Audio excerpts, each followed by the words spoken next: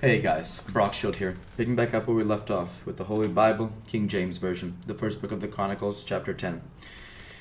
Now the Philistines fought against Israel, and the men of Israel fled from before the Philistines and fell down slain in Mount Gilboa. And the Philistines followed hard after Saul and after his sons, and the Philistines slew Jonathan, Abinadab, and Malchishua, the sons of Saul. And the battle went sore against Saul, and the archers hit him, and he was wounded of the archers. Then Saul said to his armor-bearer, Draw thy sword, and thrust me through therewith, lest these uncircumcised come and abuse me. But his armor-bearer would not, for he was sore afraid. So Saul took a sword and fell upon it. And when his armor-bearer saw that Saul was dead, he fell likewise on the sword and died. So Saul died, and his 3 sons, and all his house died together.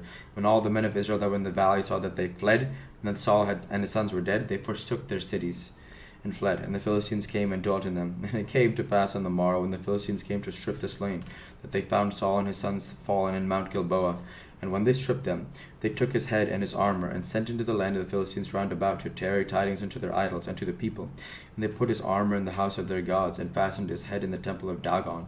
And when all Jabesh Gilead heard all that the Philistines had done to Saul, they arose, all the valiant men, and took away the body of Saul and the bodies of his sons, and brought them to Jabesh, and buried their bones under the oak in Jabesh, and fasted 7 days.